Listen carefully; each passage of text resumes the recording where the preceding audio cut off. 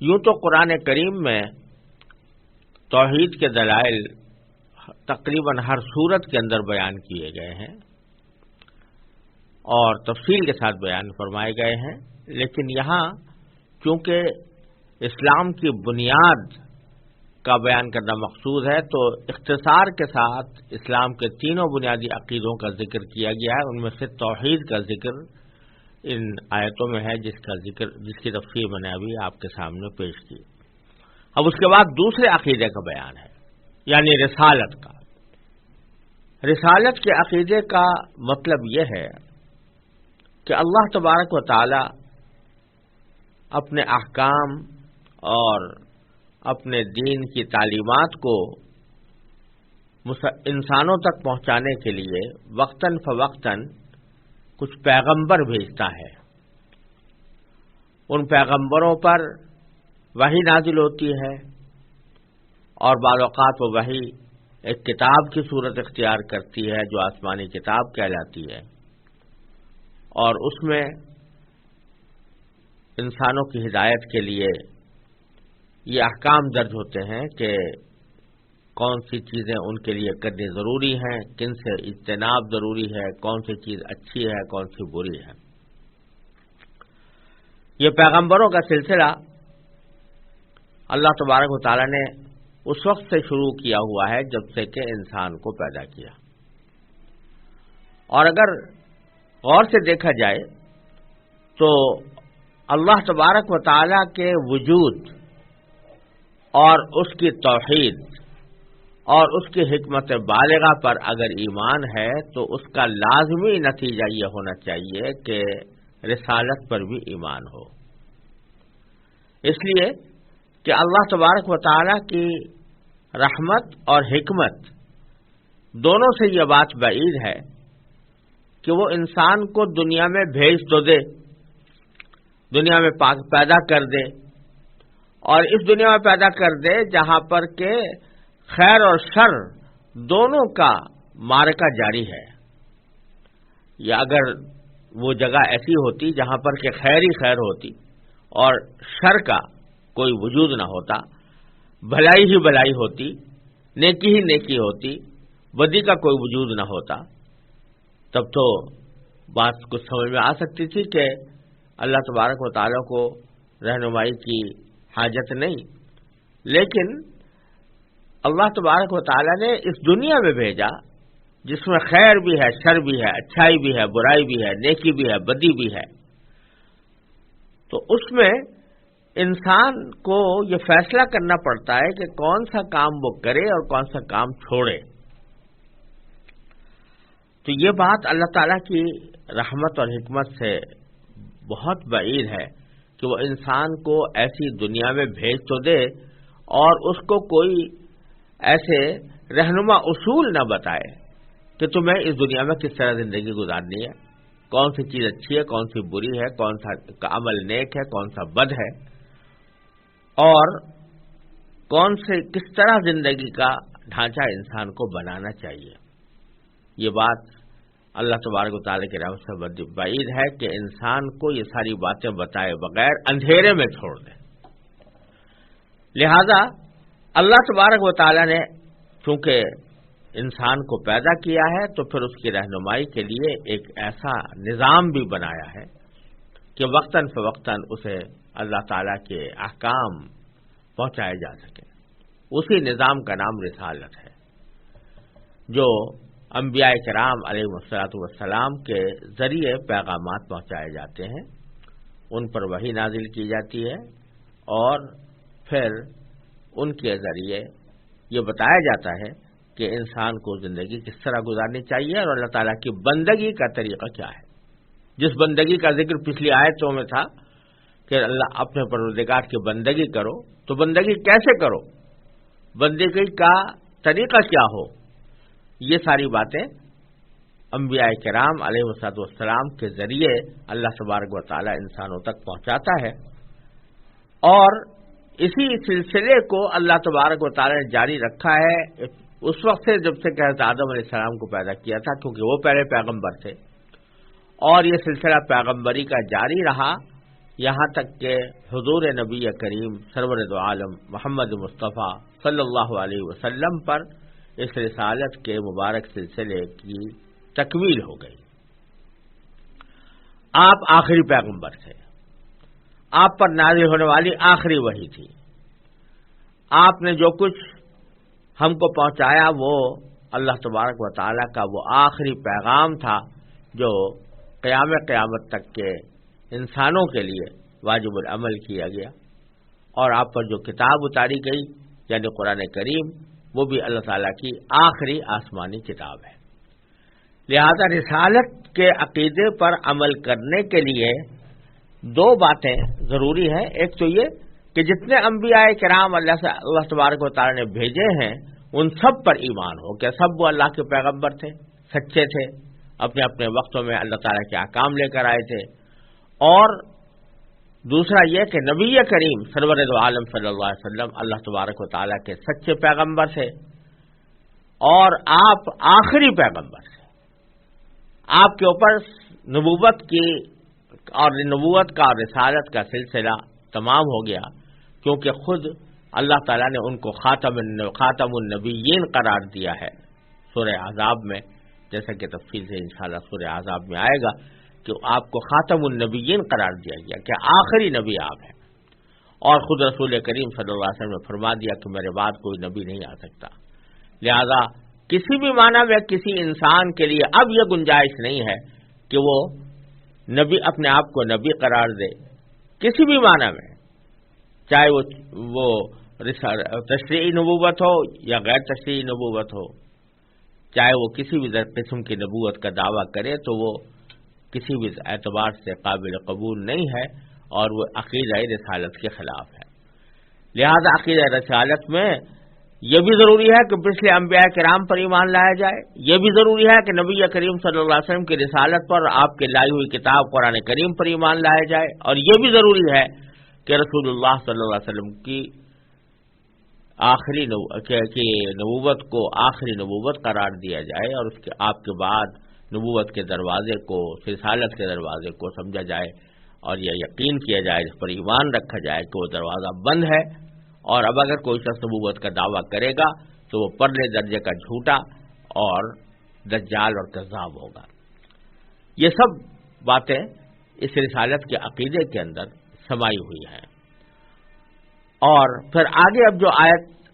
دو آیتیں آ رہی ہیں تو اس میں اللہ تبارک و تعالی نے نبی کریم سرور دو عالم صلی اللہ علیہ وسلم کی رسالت کی ایک واضح دلیل جو ہر انسان محسوس کر سکتا ہے وہ بیان فرمائی ہے۔ اب میں وہ دو آیتیں تلاوت کرتا ہوں اور پھر اس کی تھوڑی سی تفصیل انشاءاللہ عرض کروں گا۔ وَإِن كُنتُمْ فِي رَيْبٍ مِّمَّا نَزَّلْنَا عَلَىٰ عَبْدِنَا فَأْتُوا بِسُورَةٍ مِّن مِّثْلِهِ وَادْعُوا شُهَدَاءَكُم مِّن دُونِ اللَّهِ إِن كُنتُمْ صَادِقِينَ فَإِن لَّمْ تَفْعَلُوا وَلَن تَفْعَلُوا فَاتَّقُوا النَّارَ الَّتِي وَقُودُهَا النَّاسُ وَالْحِجَارَةُ اعدت للکافرین۔ اور اگر تم اس قرآن کے بارے میں ذرا بھی شک میں ہو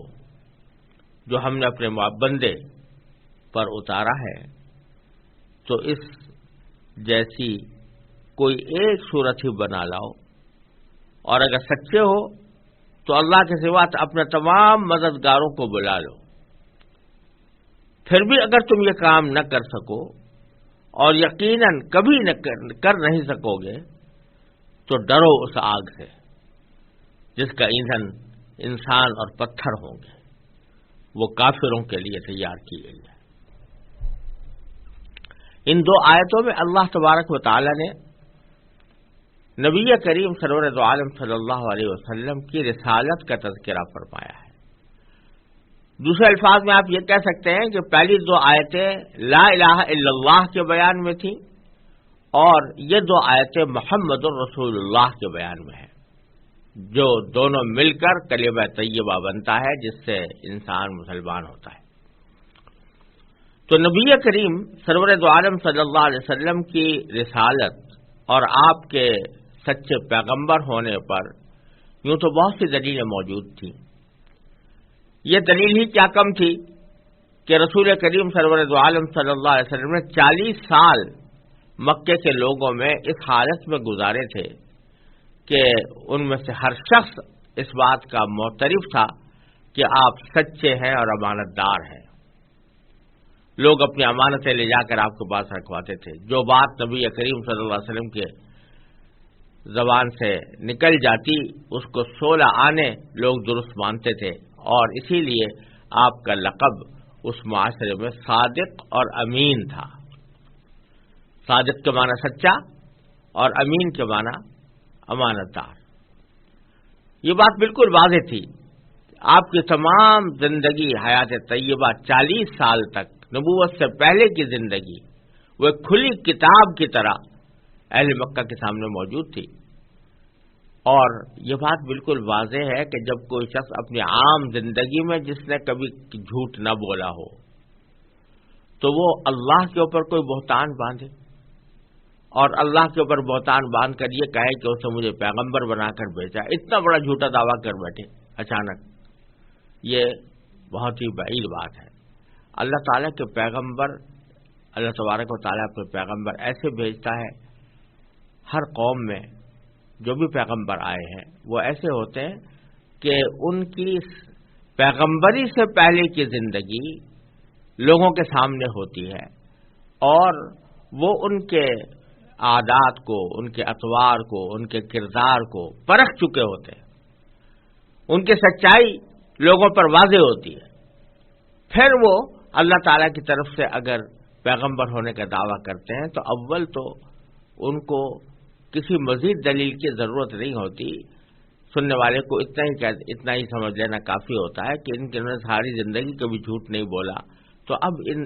نبوت جیسے معاملے میں اور اللہ تبارک و تعالیٰ کے پیغام جیسے اہم معاملے میں یہ کیسے جھوٹ بولیں گے. تو یہی معاملہ نبی کریم سرور دو عالم صلی اللہ علیہ وسلم کے ساتھ بھی تھا. اور یہ وجہ ہے کہ جب آپ نے پہلی بار دعوت دی تو مشہور ہے، سب مسلمان جانتے ہیں کہ کوہ صفا پر چڑھ کر آپ نے اپنے قبیلے کے لوگوں کو بلا کر پوچھا کہ اگر میں تمہیں یہ خبر دوں کہ اس پہاڑ کے پیچھے کوئی دشمن ہے جو تم پر حملہ آور ہونا چاہتا ہے تو کیا تم میری بات مانو گے، تصدیق کرو گے، مجھے سچا سمجھو گے؟ سب نے بیکوار آواز ہو کر کہا کہ ہاں، آپ اگر یہ بات کہیں گے تو کیوں نہیں سمجھیں گے، ہم نے تو کبھی آپ پر جھوٹ کا تجربہ نہیں کیا، کبھی آپ سے کی زبان سے جھوٹ نہیں سنا. تو اس لیے ان کا حضور اقدس صلی اللہ علیہ وسلم کی ساری زندگی ہی کافی تھی ان کے اس دعوے کی تصدیق کے لیے کہ وہ واقعتاً اللہ تعالیٰ کے پیغمبر ہیں. لیکن اللہ تبارک و تعالیٰ کی سنت رہی ہے کہ اس واضح دلیل کے باوجود اللہ تبارک و تعالیٰ اپنے پیغمبروں کو دوسرے لوگوں پر اتمام حجت کے لیے اور دلیل کو بالکل اور زیادہ مؤکد اور مضبوط کرنے کے لیے پیغمبروں کو کوئی معجزہ عطا فرماتے ہیں، یعنی ایسی چیز عطا فرماتے ہیں جو عام لوگوں کی استطاعت سے باہر ہوتی ہے، اور وہ چیز جب پیغمبر کے ہاتھ پر ظاہر ہوتی ہے تو اس سے یہ واضح ہوتا ہے کہ یہ شخص کوئی عام جیسا شخص نہیں ہے، بلکہ اس کو اللہ تبارک و تعالی نے اپنے پیغام پہنچانے کے لیے منتخب فرمایا ہے. وہ جو ایسی بات جو غیر معمولی بات، خرق عادت یعنی عادت کے خلاف کوئی ایسا کام ظاہر ہوتا ہے تو اسی کو معجزہ کہتے ہیں، جو اسباب سے ماورا ہوتا ہے. تو اللہ تعالیٰ اپنے انبیاء کرام کو کچھ معجزات بھی عطا فرماتے ہیں تاکہ وہ معجزات دکھا کر لوگوں کو اس بات پر اور زیادہ پختہ کر سکتے ہوں کہ ان کو واقعتاً اللہ تبارک و تعالی نے اپنا پیغمبر بنا کر بھیجا ہے. پھر معجزات میں بھی اللہ تبارک و تعالی نے عموماً یہ ترتیب رکھی ہے کہ جس زمانے میں جس قوم کے اندر جس قسم کی چیزوں کا زیادہ رواج ہوتا ہے اور اس کو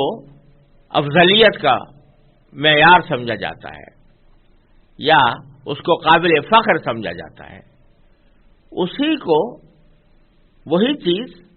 کسی نبی کو اس طرح دی جاتی ہے کہ وہ اسباب سے ماورا دی جاتی ہے اور وہ اس چیز کے اوپر غالب آ جاتی ہے جو معاشرے کے اندر رواج پذیر ہو چکی ہے۔ مثلا حضرت موسیٰ علیہ السلام کے زمانے میں جادوگروں کا بڑا زور تھا، لوگ جادو کرتے تھے، طرح طرح کے جادو کرتے تھے، وہ جادو ہو یا نظر بندی ہو یا ویسے ہی ہاتھ کی صفائی ہو، اس کا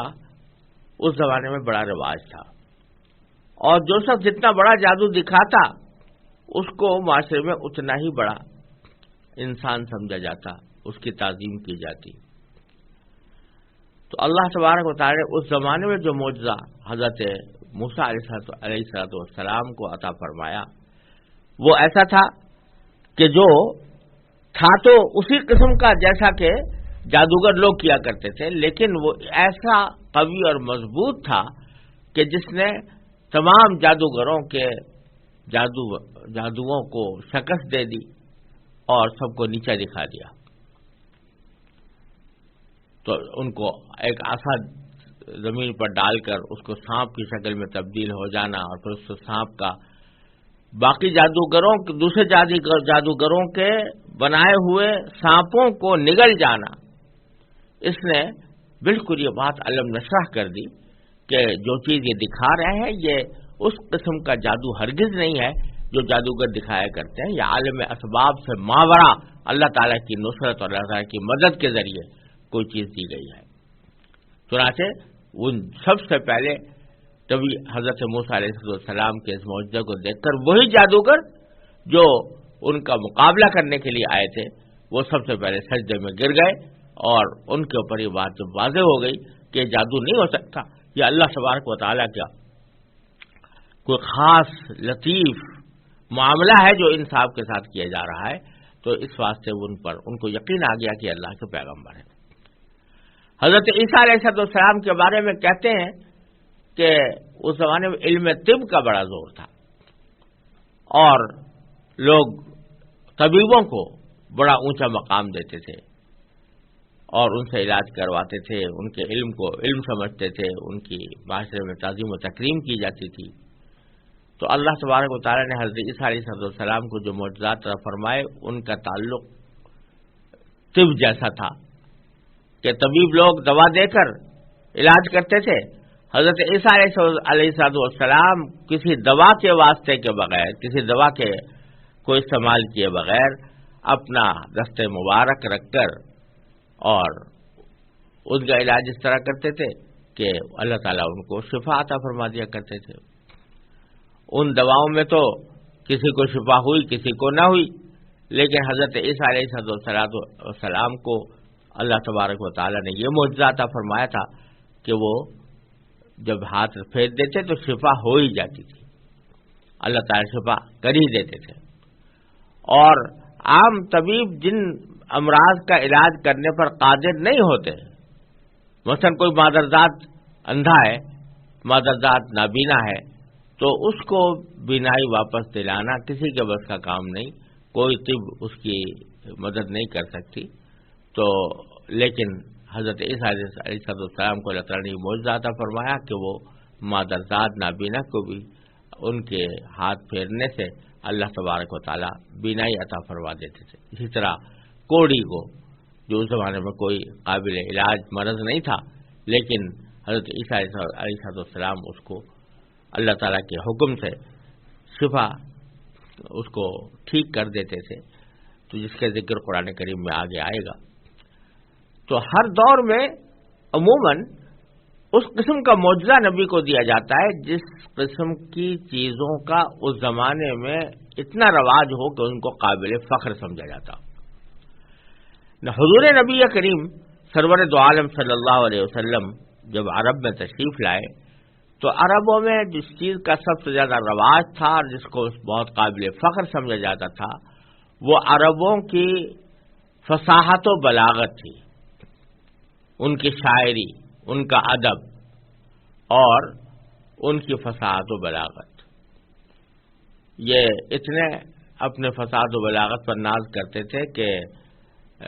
جو لوگ عرب نہیں تھے ان کا نام انہوں نے عجم رکھا ہوا تھا. عجم کے معنی ہے گونگا. گویا اپنے سوا سارے لوگوں کو گونگا سمجھتے تھے، کیونکہ ان کے خیال میں قوت گویائی جتنی ہمارے پاس ہے کسی اور کے پاس نہیں ہے، اور جتنی فصاحت و بلاغت اور ہمارے بیان میں تاثیر اور بیان میں زور جتنا ہمارے پاس ہے وہ کسی اور کے پاس نہیں ہے. ان کے میلے لگا کرتے تھے، اوقاز میں میلہ لگ رہا ہے، ظلم جنہ میں لگ رہا ہے، اور وہاں بڑے بڑے قبائل کے جو سورما تھے وہ جمع ہوتے تھے اور شعروں کے مقابلے ہوتے تھے، فی البدیع اشعار کے مقابلے ہوتے تھے. یعنی پہلے سے سوچے ہوئے نہیں ہے، پہلے سے کوئی کہا ہوا قصیدہ نہیں ہے، لیکن ایک قبیلے کا آدمی کھڑا ہوتا اور وہ فی البدیع فوراً اپنے قبیلے کی تعریف میں اشعار کہتا اور دوسرے قبیلے کی تردید میں اور اس کے حجم میں اشعار کہتا. اس کے مقابلے میں دوسرے قبیلے کا آدمی کھڑا ہو جاتا، وہ اسی بحر میں اسی قافیے میں اس کا جواب دیتا. اور یہ منظر ابھی کچھ عرصے پہلے تک بھی موجود تھا، اور اہل عرب کے ہاں یہ مقابلے ہوا کرتے تھے اور حیرت انگیز طور پر ہوا کرتے تھے. تو ان کو اپنے فصاحت و بلاغت پر ناز تھا. وہ کہتے تھے ہم سے بہتر کسی اور کی زبان نہیں ہو سکتی. وہ شاعر بڑے زبردست تھے، وہ خطیب بڑے زبردست تھے، اور شاعر و خطیبوں کو ان کے معاشرے میں بہت اونچا مقام حاصل ہوتا تھا. تو اللہ تبارک و تعالیٰ نے نبی کریم سرور دو عالم صلی اللہ علیہ وسلم کو جو معجزہ عطا فرمایا وہ قرآن کریم کی شکل میں عطا فرمایا. کہ قرآن کریم ایک ایسا کلام ہے کہ جب اہل عرب نے اس کو سنا، بڑے بڑے شاعروں نے، بڑے بڑے خطیبوں نے، فصاحت و بلاغت کے شناوروں نے، تو سنتے ہی یہ ان کا دل پکار بیٹھا کہ یہ کلام کسی انسان کا نہیں ہو سکتا. یہ کلام یقیناً اللہ تعالیٰ کی طرف سے آیا ہے، کیونکہ انسان کے بس میں نہیں ہے کہ وہ اس جیسا کلام لا سکے. اس کے بے شمار واقعات روایات میں موجود ہیں، اور میرے والد ماجد حضرت مولانا مفتی محمد شفیع صاحب قدس اللہ تعالیٰ سرہ نے اپنی تفسیر معارف القرآن میں تفصیل کے ساتھ وہ واقعات بیان کیے ہیں جن میں اہل عرب کا قرآن کریم کو سننا اور اس کا ان کے اوپر اثر ڈالنا یہ مذکور ہے. تو یہاں اللہ تبارک و تعالی نبی کریم سرور دو عالم صلی اللہ علیہ وسلم کے اس معجزے کا تذکرہ فرما کر سرکار دو عالم صلی اللہ علیہ وسلم کی رسالت کو ثابت فرما رہے ہیں. اور وہ ایسی کھلی ہوئی بات ہے کہ ہر انسان اس کو محسوس کر سکتا ہے، سمجھ سکتا ہے. وہ بات یہ ہے کہ ان دو آیتوں میں اللہ تبارک و تعالی نے پورے اہل عرب کو چیلنج دیا کہ اگر تمہیں اس بات میں ذرہ برابر بھی شک ہو کہ یہ قرآن اللہ کا کلام ہے جو محمد مصطفیٰ صلی اللہ علیہ وسلم پر نازل کیا گیا، تو تم تو بڑے خطابت و شعر کے سورما ہو، فصاحت و بلاغت کے شناور ہو، اس قرآن جیسی ایک صورت ہی بنا لاؤ اور بنا کر دکھا دو، تو پتہ چل جائے گا کہ تم یہ اللہ کا کلام ہے یا نہیں. اس سے پہلے قرآن کریم نے ایک موقع پر یہ فرمایا تھا کہ کوئی شخص اس قرآن کے برابر، قرآن کا مثل کوئی چیز نہیں لا سکتا. پھر ایک موقع پر فرمایا کہ اگر تم اپنے اس دعوے میں سچے ہو کہ یہ اللہ کا کلام نہیں ہے اور کسی کا گھڑا ہوا ہے تو تم ہی گھڑ کر لے آؤ، 10 صورتیں لے آؤ. لیکن اب اس آیت کریمہ میں یہ فرما رہے ہیں چلو 10 صورتیں بھی نہ صحیح، ایک جیسی ایک صورت بھی جو قرآن جیسی ہو وہ بنا کر لے آؤ، تو تمہیں خود پتہ لگ جائے گا کہ یہ گھڑا ہوا کلام ہے یا اللہ تعالیٰ کا کلام ہے. اور ساتھ ہی صرف اتنا ہی نہیں کہ چیلنج دیا، بلکہ اگلی آیت میں یہ فرما دیا فَإِن لَّمْ تَفْعَلُوا وَلَن تَفْعَلُوا، اگر تم ایسا نہ کر سکو اور ہرگز نہیں کر سکو گے تو پھر سمجھ لو کہ اب قرآن کریم کو جھٹلانا یا قرآن کریم کی تکذیب کرنا یا اس کو اللہ کا کلام نہ ماننا یہ اللہ تعالیٰ کے غضب کو دعوت دے گا اور پھر تمہیں جہنم کا سامنا کرنا پڑے گا. پھر اس چیلنج میں اللہ تبارک و تعالیٰ نے یہ بھی فرما دیا کہ اگر تم خود تنہا نہیں کر سکتے تو اپنے حمایتیوں کو بلا لو، سارے حمایتیوں کو جمع کر لو۔ حمایتیوں سے مراد یہ کہ جو بڑے بڑے خطیب اور شاعر ان کے معاشرے میں پائے جاتے تھے اور جن کے خطبوں اور شعر کی مدد سے وہ اپنے قبیلوں کے فخر بیان کیا کرتے تھے، مفاخر بیان کیا کرتے تھے، ان شاعروں خطیبوں کو سب کو جمع کر کے بلاؤ اور بلا کر معلوم کرو اور بلا کر کہو کہ بھائی اس قرآن جیسا کوئی کلام بنا کر لاؤ۔ لیکن فرمایا کہ کوئی تم یہ کام کر نہیں سکو گے، اور یہ پیشین گوئی بھی فرما دی کہ نہیں کر سکو گے۔ چنانچہ ایسا ہی ہوا۔ آپ ذرا اس سے اندازہ کر سکتے ہیں کہ اتنا بڑا چیلنج، اتنا واضح چیلنج دیا جا رہا ہے، کوئی بہت لمبے چوڑے کام کا نہیں، ایک سورت بنا کر لانے کا، اور سارے اہل عرب کو دیا جا رہا ہے، اور جن کے ان کے بڑے بڑے خطبہ اور شعراء تھے ان سب کو یہ چیلنج دے کر دعوت دی جا رہی ہے۔ اگر قرآن ان لوگوں نے، کافروں نے نبی کریم صلی اللہ علیہ وسلم کو تکلیفیں پہنچائیں، مکہ مکرمہ سے نکالا، جنگیں لڑی، اور ایک جنگ نہیں 10 جنگیں لڑی، لیکن کسی سے اتنا نہ ہوا کہ حضور اقدس صلی اللہ علیہ وسلم کی رسالت کو غلط ثابت کرنے کے لیے قرآن کے اس چیلنج کو قبول کر لیتا اور کہتا ٹھیک ہے میں اس چیلنج کو قبول کر کے یہ صورت لے کے آتا ہوں۔ اس سے پتہ چل جاتا ہے کہ نبی کریم صلی اللہ علیہ وسلم، حضرت محمد مصطفیٰ صلی اللہ علیہ وسلم جو دعویٰ کر رہے ہیں وہ درست نہیں ہے۔ لیکن ایک مثال نہیں ہے کہ کوئی شخص اس چیلنج کو قبول کرنے کے لیے آگے بڑھا ہو۔ پورے اہل عرب میں کسی نے بھی اس بات کی جرأت نہیں کی۔ بعض روایتوں میں، تاریخی روایتوں میں ایک دو آدمیوں کا ذکر آتا ہے کہ انہوں نے یہ حماقت کرنے کی کوشش کی تھی، مگر جو کلام وہ بنا کر لائے اور اپنے ہم قوم لوگوں کو، کافروں کو سنایا تو وہ خود کافر پر ہنسنے لگے کہ تم کیسا کلام بنا کر لائے ہو، یہ قرآن کے مقابلے میں اس کی کوئی حقیقت ہی نہیں ہے، اور کبھی بھی ہم اس کو قرآن کریم کی فصاحت و بلاغت کے مقابلے میں پیش نہیں کر سکتے۔ اور یہ چیلنج 1400 سال سے آج تک چلا آتا ہے، اور کسی نے بھی اس چیلنج کو قبول کر کے کوئی ایسا کلام پیش نہیں کیا۔ جن لوگوں نے کیا،